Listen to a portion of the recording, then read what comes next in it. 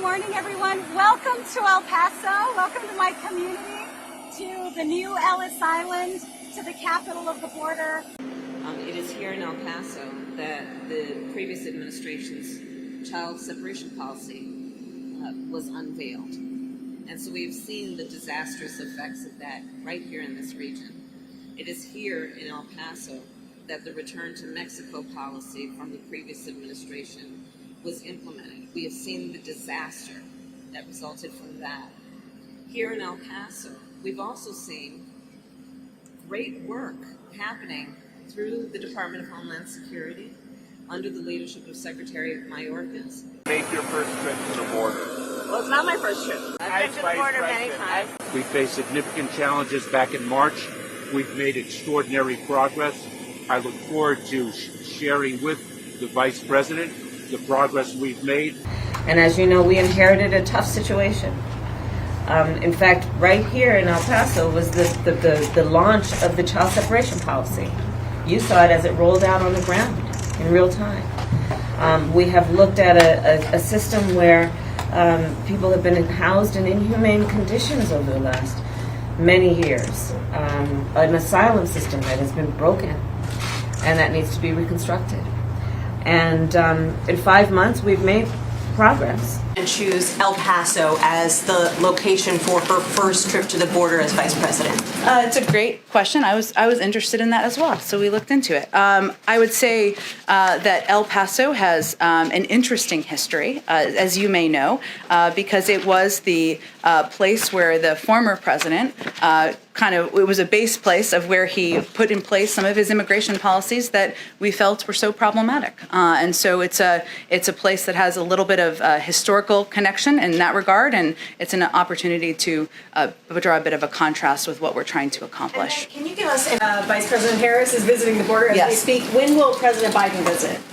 I don't have anything to predict for you or preview for you. As the president has said, the vice president said back in March she'd be open to visiting the border, and if it's constructive and moves the ball forward for the president to visit it, I'm sure he may. But we come with a bunch of people, as you all know. Hi, everyone. Well, it's good to be back in Texas, and I am honored to be joined by Secretary Mayorkas, by Chairman Durbin, by Congresswoman Escobar.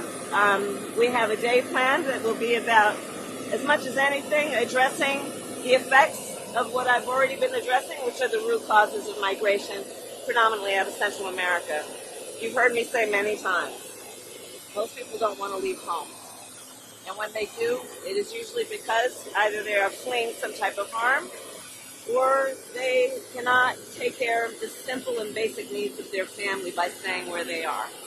And so we are here today to address and to talk about what has brought people to the U.S. border, and again, to continue to address the root causes which cause people to leave and often flee their home country. So I'm proud and honored to be with these great leaders. Secretary, I'll let you say a few words, and then Chairman and Madam Congresswoman. Thank you very much. To build on Madam Vice President's comments, as everyone knows, migration involves a continuum. The Vice President is leading our nation's efforts to address the root causes, that fundamental question of why people leave their homes. It is my responsibility as the Secretary of Homeland Security to address the security and management of our border. As everyone knows, we faced significant challenges back in March. We've made extraordinary progress. I look forward to sharing with the Vice President the progress we've made, the work that remains, and I look forward to the day. Thank you. Chairman?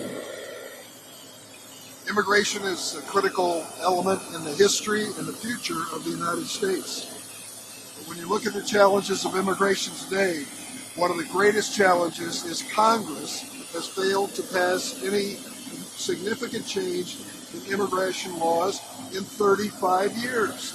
We have a broken immigration system. Many people complain about it, but it's up to Congress to do something about it. As chairman of the Senate Judiciary Committee, I take that responsibility very seriously. I'm glad to be back in El Paso. I'm glad to be here with the Vice President. I'm glad that she's taken the initiative under the direction of President Biden so that we can take an honest look at the challenge of immigration today. Well, good morning, everyone. everyone. Welcome to El Paso. Welcome to my community, to the new Ellis Island, to the capital of the border. I am standing before you with a heart full of gratitude. Madam Vice President, thank you for being here. So grateful to Secretary Mayorkas, to Chairman Durbin, and to all of you for making the journey. This is a really important day, and I have a heart full of gratitude because we finally have an administration willing to tackle the big challenges that our country has dealt with for decades, willing to tackle challenges in a meaningful, thoughtful, strategic, compassionate way. And that means starting with root causes and understanding what's driving people from their home, what's making them arrive at our nation's front door. And El Paso's front door is one that has always been one of dignity and humanity and compassion. And so I look forward to today and everything that we will all learn and explore together. You have time for about one question. How did you decide that right now was the right time to make this? Today means that they cannot provide for the basic necessities of their family. That belief has been reinforced throughout our day today. Whether it was when I met with children who are unaccompanied minors, or I met with leaders who have been on the ground in El Paso for many, many years, doing work that is directly about supporting and interacting with folks who are immigrating to the United States and who are crossing this border. My trip to Guatemala and Mexico was about addressing the root causes. The stories that I heard and the interactions that we had today reinforce the nature of those root causes. The lack of economic opportunity, very often violence, corruption, and food insecurity, and the basic needs not being met, including the fear of cartels and gang violence. So the work that we have to do is the work of addressing the cause, the root causes. Otherwise, we will continue to see the effect of what is happening at the border. It is going to require, as we have been doing, a comprehensive approach that acknowledges each piece of this. Informed also by the recognition that the United States is a neighbor in the Western Hemisphere, and not only do we have a reason to concern ourselves with the root cause issues because of what we see at the border, but also because we live in that neighborhood, the Western Hemisphere. And like anyone living in a neighborhood, one must understand and see the effect and the relationship between fellow neighbors.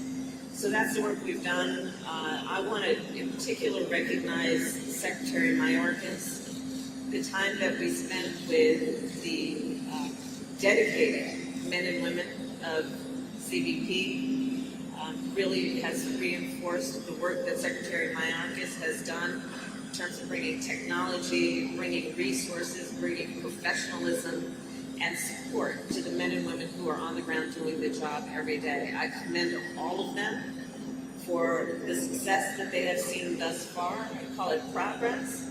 We're not exactly where we want to be yet, but we have seen extreme progress over these last few months because of his dedication and his efforts. So with that, I want to also make the point, when we have this conversation about what's happening at the border, let's not lose sight of the fact that we're talking about human beings. Let's not lose sight of the fact that we're talking about stories that, as the bishop shared and many of the community folks shared, involve horrendous tales of abuse and fear and harm, not only for folks who are coming here in their home country experiencing that, but along the path of their migration. And so let's recognize with a sense of humanity that these issues must be addressed in a way that is informed by fact and informed by reality and informed by perspective that actually is dedicated to addressing problems and fixing them in the most constructive and productive way. The President and I are absolutely committed to ensuring that our immigration system is orderly and humane, and I do believe that we are making progress in that regard. So with that, I'm going to now introduce the Secretary of the Department of Homeland Security, Ali Mayorkas, to make a few comments. Thank you very much, Madam Vice President, and privileged to be with you today. I recommended to the Vice President that we visit El Paso because it is one of the busiest sectors on the border. El Paso reflects the many diverse elements of our mission. It demonstrates also the progress that has been made in the work that remains. In March, this sector experienced overcrowding with unaccompanied children staying in the Border Patrol station for more than an average of 120 hours. We saw too many children in a Border Patrol facility not designed for them for too long. The President and the Vice President directed me in the execution of my responsibilities as the Secretary of Homeland Security to take care of it. Today, the situation is dramatically different. The Border Patrol station is not overcrowded, with children and an unaccompanied child spends an average of less than 30 hours in it. Border surges have been a challenge for years and years, and to address the challenge successfully requires a multi-part plan. We have a plan.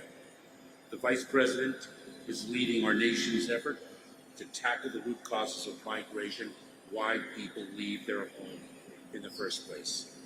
I and my colleagues in the Cabinet have been directed to execute the rest of the plan, to build safe and legal pathways for people who qualify for humanitarian relief under the laws our Congress has passed, to rebuild our country's asylum system that was dismantled under the prior administration, in an orderly and just way to remove those whose claims for relief do not qualify. I am immensely proud to lead the workforce, the men and women of DHS, in executing our responsibility to secure the border and execute a safe, orderly, and humane process as the President and the Vice President have directed. I am grateful to the Vice President for leading the effort to tackle the root causes of migration, her focus on what is happening in the Northern Triangle countries of origin. I am hopeful that Congress will pass immigration reform to fix a system that everyone recognizes is broken, and I am thankful for the Chairman's years-long leadership and championing of this effort. Thank you.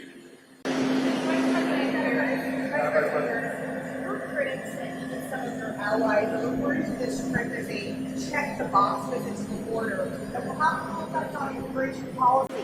What did you intend to achieve with this visit? And how do you respond to Republicans who say you should have visited an area along the border that is experiencing more acute immigration problems, such as the Rio Grande Valley? So first of all, what is happening here in El Paso really is, in many ways, highlights many of the facets on the issue of immigration. It is here in El Paso that the previous administration's child separation policy was unveiled. And so we've seen the disastrous effects of that right here in this region. It is here in El Paso that the return to Mexico policy from the previous administration was implemented. We have seen the disaster that resulted from that. Here in El Paso, we've also seen great work happening through the Department of Homeland Security under the leadership of Secretary Mayorkas and the work of the men and women of Customs and Border Patrol. They have instituted technology that over the last couple of months has expedited in a very significant way processing of people who are arriving at our border. We are seeing here in El Paso unaccompanied minors who I spent time with, who are filled with optimism, but they are without their family, young children. They're being processed through the system. But it really does speak to also the humanitarian nature of the work that must be done when we are looking at young children who are not with their families and thinking about how we are going to institute a humane and comprehensive system that addresses that. So this has been a very important trip. This has been a trip that also is connected with the obvious point. If you want to deal with a problem, you can't just deal with the symptom of the problem.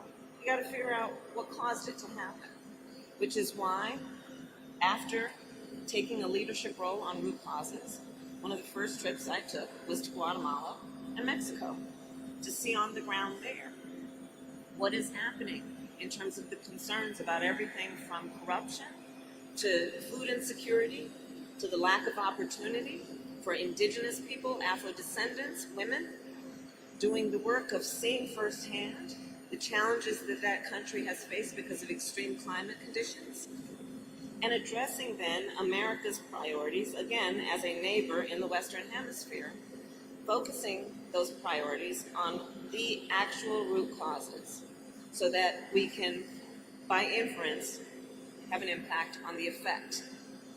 And I'm very excited about the potential, as we have talked with these congressional leaders and the Secretary.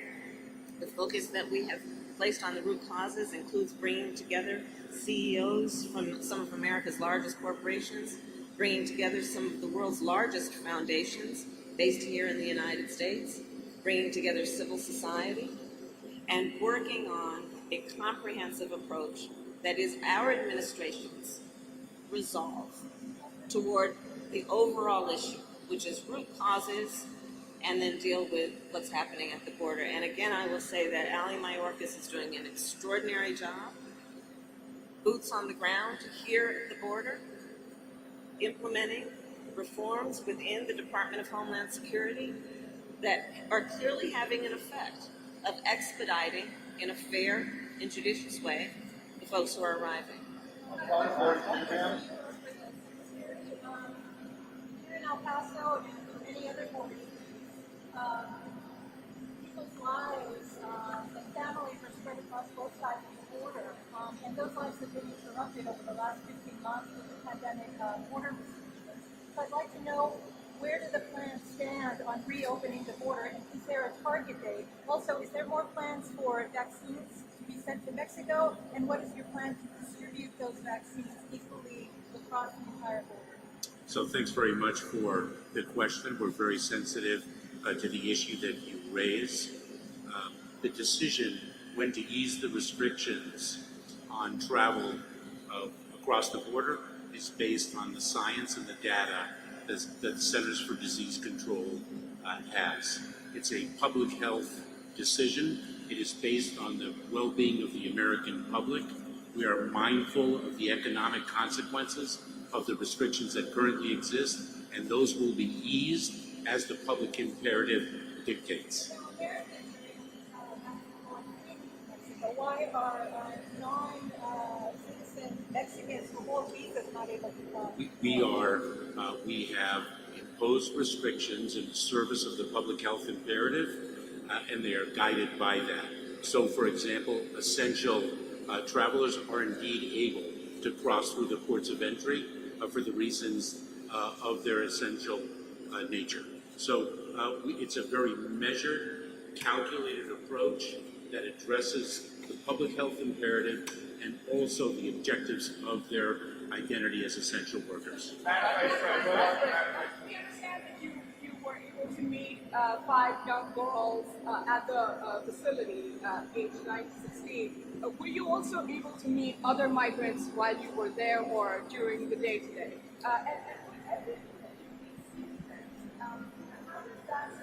Inform your understanding of the problems that are currently happening at the border, not just the root causes. So I met with the children, the young girls, and it was interesting. They have obviously fled great harm. They're without their parents. They are also full of hope. They were asking me questions. How do you become the first woman vice president? But it also reminds me of the fact that that this issue cannot be reduced to a political issue. We're talking about children, we're talking about families, we're talking about suffering, and our approach has to be thoughtful and effective. And we can take all of these perspectives into account and have meaningful, good public policy if we just stop the rhetoric and the finger pointing and do what we need to do, including, as Chairman Durbin has been doing for years, agreeing that we need immigration reform in our country and that Congress must act. Let's do the work of agreeing. You can't just react to a problem without solving it at its roots. Let's agree to that. So when I think about what I heard and saw today, I will tell you it's very reaffirming of everything that I heard and saw when I was in Guatemala. Everything that I discussed with President Lopez Obrador in Mexico about the partnership between the United States and Mexico to invest in the root causes. Seeing that there is a very clear and direct connection. It literally is direct and clear. But I will tell you, one of the things that every place has been a theme has been people don't want to leave home if they don't have to.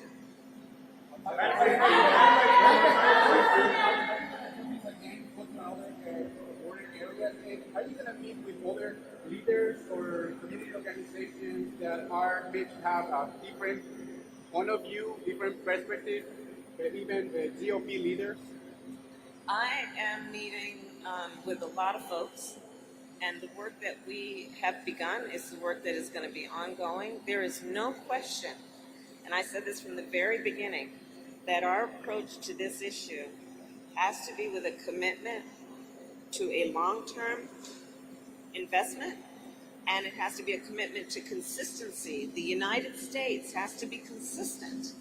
There were times when we were more engaged and we saw good results. Less engaged, and we can see where the work and the partnerships then deteriorate.